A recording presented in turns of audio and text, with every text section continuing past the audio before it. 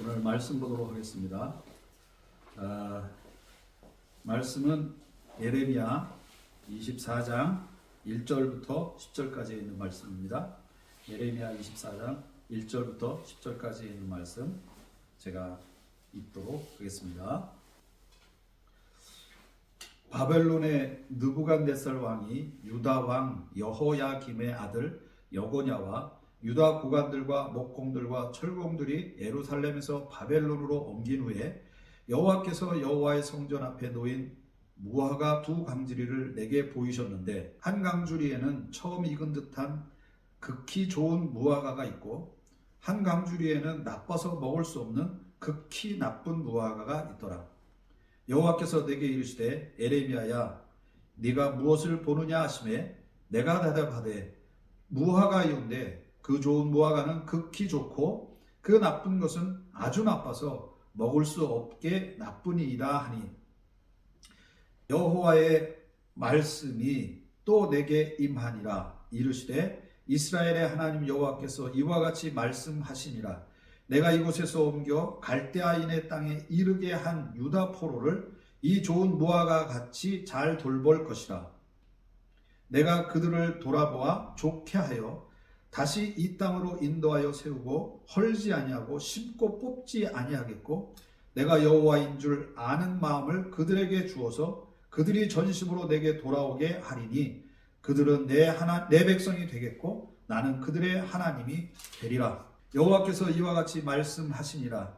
내가 유다 왕 시드기야와 그 고관들과 예루살렘에 남아있는 자로서 이 땅에 남아있는 자와 애국 땅에 사는 자들을 나빠서 먹을 수 없는 이 나쁜 무화과 같이 버리되 세상 모든 나라 가운데 흩어서 그들에게 환난을 당하게 할 것이며, 또 그들에게 내가 쫓아 보낼 모든 곳에서 부끄러움을 당하게 하며 말거리가 되게 하며 조롱과 저주를 받게 할 것이며, 내가 칼과 기근과 전염병을 그들 가운데 보내 그들이 내가 그들과 그들의 조상에게 준 땅에서 멸절하기까지 이르게 하리라 하시니라.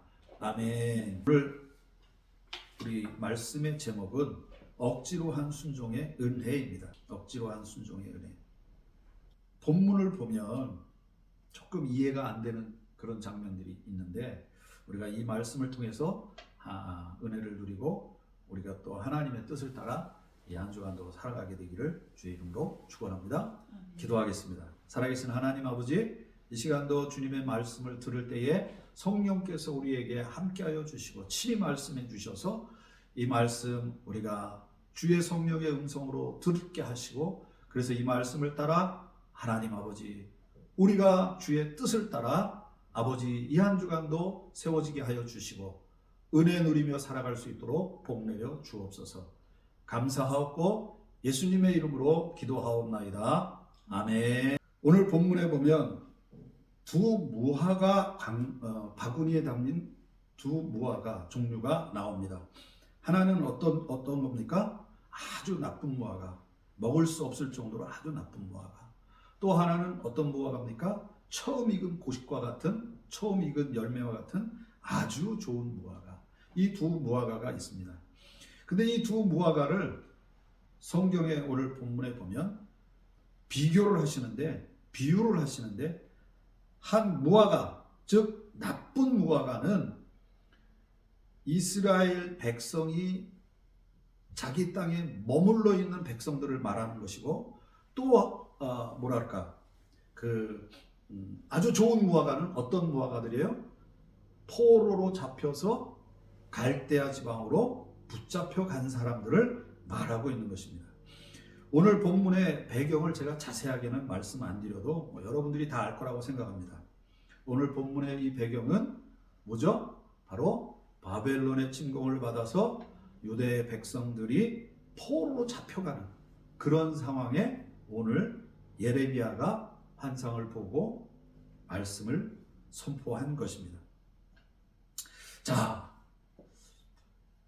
우리가 믿는 믿음 안에서는 가끔 우리는 이렇게 생각할 수 있습니다. 순종은 우리가 자발적으로 한 어떤 행동, 그런 것들로 우리가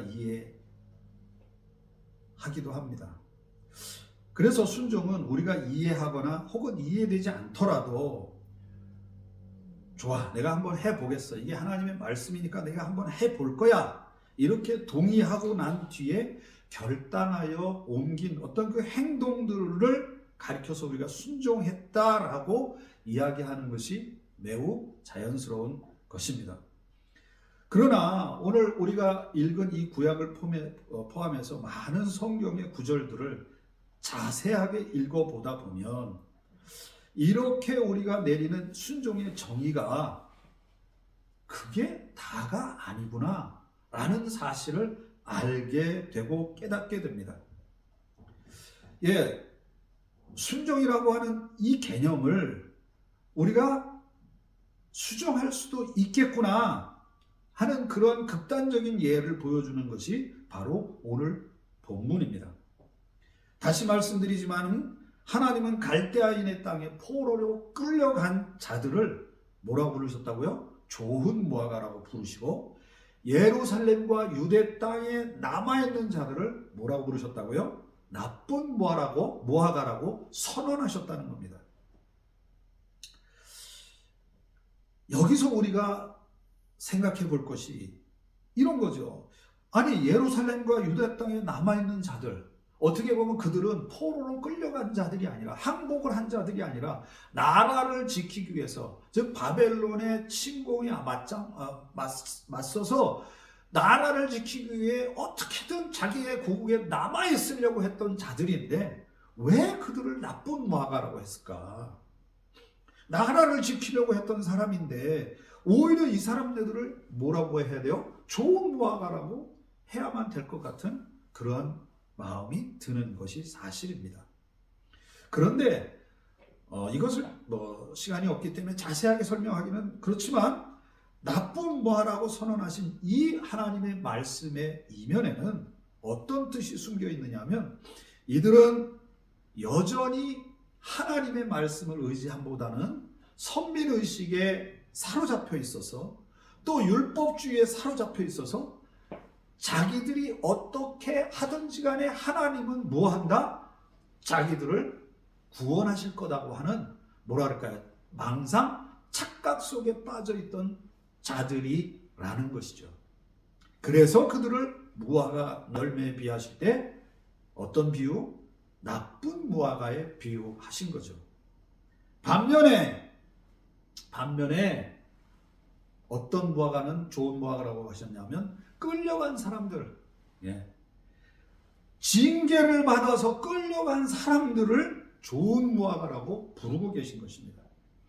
그렇기 때문에 우리는 여기서 먼저 징계에 대한 성경적 의미를 살펴보는 것이 필요하다고 생각합니다.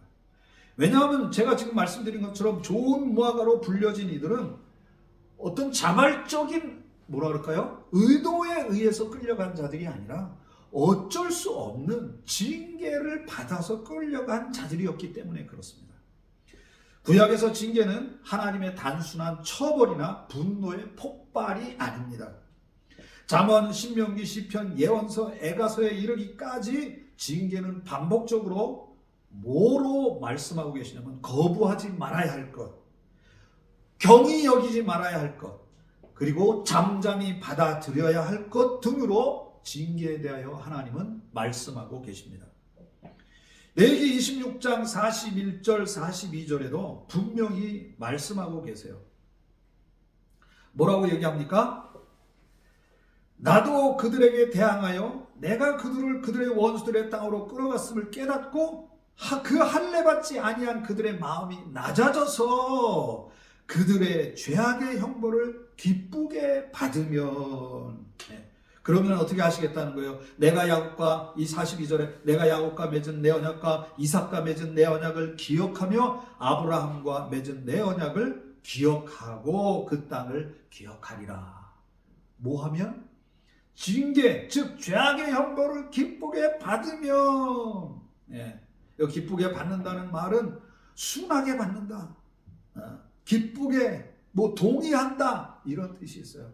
하나님이 우리를 징계하실 때 아니요 하나님 이렇게 거부하는 것이 아니라 징계하시면 어려움에 처하였으면 또 우리가 내가 알 수 없는 어떤 그 환경에 들어갔을 때 뭐 한다는 것이에요? 순전하게 그거를 받아들인다. 징계의 문제는 그것을 피한다고 해결되는 것이 아닙니다. 우리가 하나님 앞에 분명한 고백이 있어야 합니다. 징계의 문제는 하나님 우리를 징계하실 때 우리는 그것을 피한다고 해결되는 것이 아니라는 것입니다. 오히려 그것을 대하는 우리의 태도에 하나님의 더 큰 뜻이 달려있다, 담겨있다, 그렇게 말할 수 있습니다. 말씀은, 성경은 징계를 피하라고 말하지 않고 계십니다. 징계를 피하라고 말씀하지 않는다는 사실입니다. 오히려 징계 앞에서 침묵, 수용, 인내를 말씀하신다는 것이죠. 그리고 하나님께로의 회개, 즉 하나님께로의 돌아가는 것, 그러한 신앙의 성숙함의 도구로 우리에게 제시된다는 것입니다. 사랑하는 성도 여러분, 우리가 징계를 받을 때 이렇게 생각하지 말아야 합니다. 내가 하나님께 두들겨 맞는구나. 혹시 하나님이 나에게 맺어주신 이 언약이 지금 내가 이 잘못한 것에서 파괴된 거 아닐까? 그거 아닙니다. 그죠? 징계는 언약의 파기가 아니라는 것입니다. 오히려 징계는 우리로 인해서 끊어졌던 하나님과의 그 관계를 뭐 하기 위해서? 그 언약을 다시 작동시키는 무엇이에요? 하나님의 교육적 개입이라는 것입니다. 사랑하는 성도 여러분, 다윗의 예를 우리가 한번 들어볼까요? 다윗이 인구 조사를 사무엘하 24장에 보면 다윗이 인구 조사를 갑자기 뜬금없이 하라고 합니다. 1절에 보면 물론 여호와 하나님께서 이스라엘 백성의 그 죄악 때문에 다윗을 충동해서 그 일을 하라고 하신 것은 사실입니다만, 인구 조사라고 하는 죄를 지은 그 다윗에게 징계를 앞두고 다윗은 뭐라고 고백하고 있느냐 하면 여호와의 손에 빠지기를 원한다 라고 이렇게 말하고 있습니다. 여호와의 손에 빠지기를 원한다. 인구 조사라는 죄로 징계를 앞두고 다윗은 징계 자체를 거부하지 않은 것이고 다만 징계의 주체를 선택하는 것이었습니다. 바로 사람의 손이 아니라 하나님의 손에 빠지기를 원한다. 하나님, 이 죄를 용서해 주세요. 그리고 이 징계를 빨리 끝내주세요. 이렇게 고백한 것이 아니고, 이렇게 하나님 앞에 요구한 것이 아니라 다윗은 뭐라고 요구했다고요?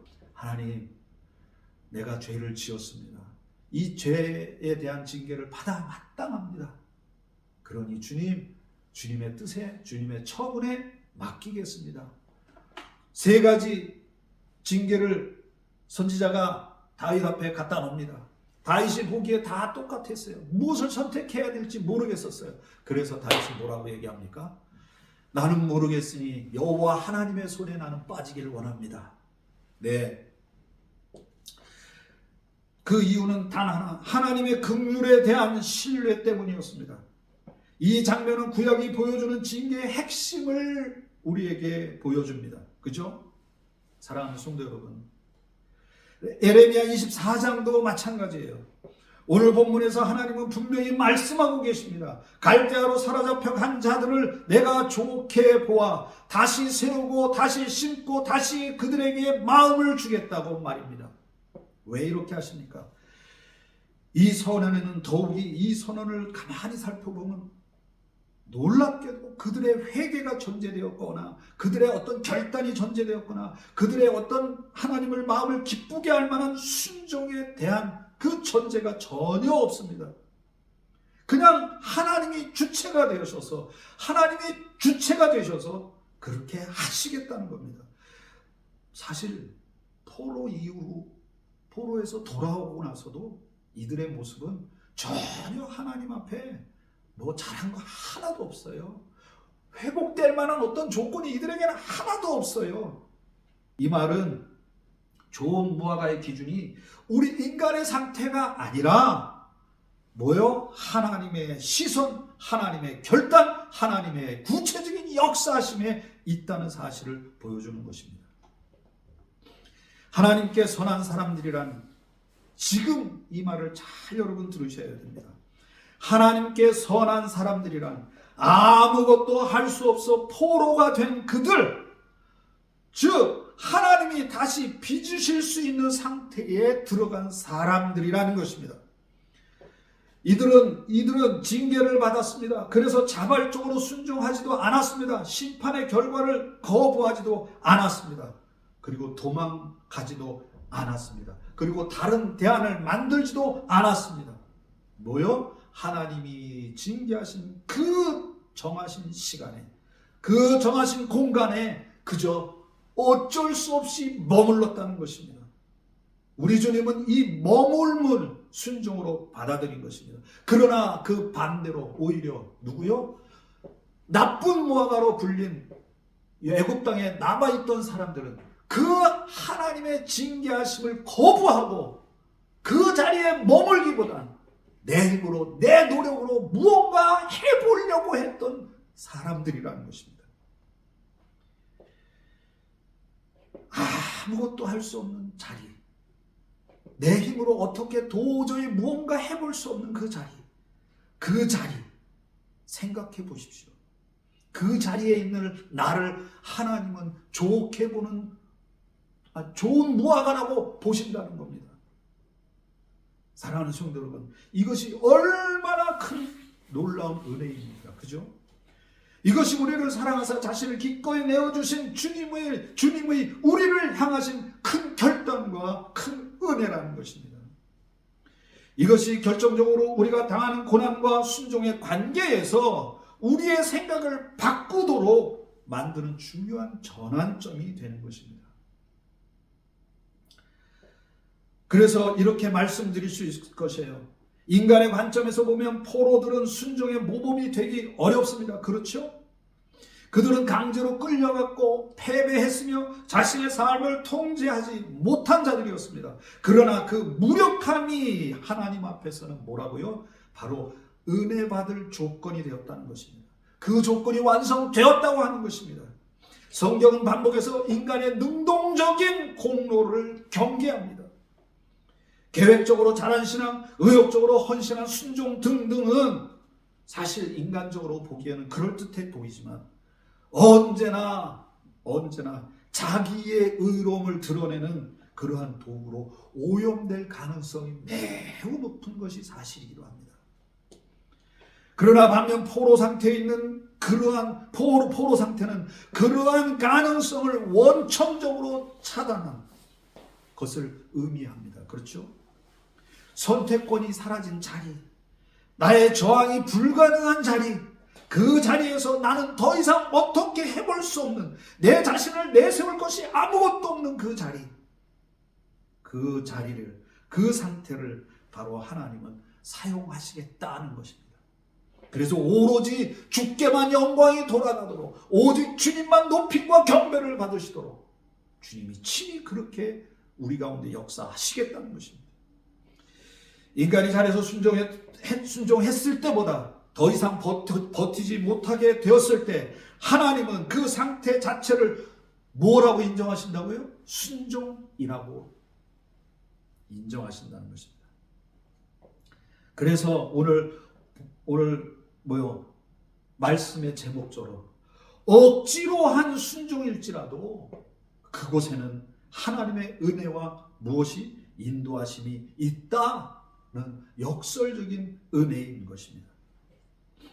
여러분 지금 어떻게 해야 할지 몰라서 발만 동동 구르고 계십니까? 아니면 혹이라도 뭔가 잘못해서 하나님 앞에 지금 두들겨 맞고 계십니까?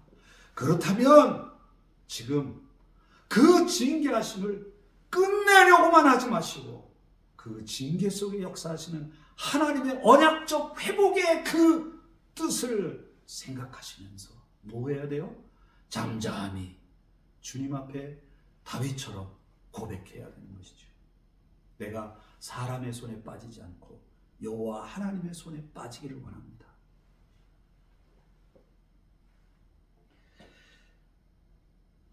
사랑하는 성도 여러분,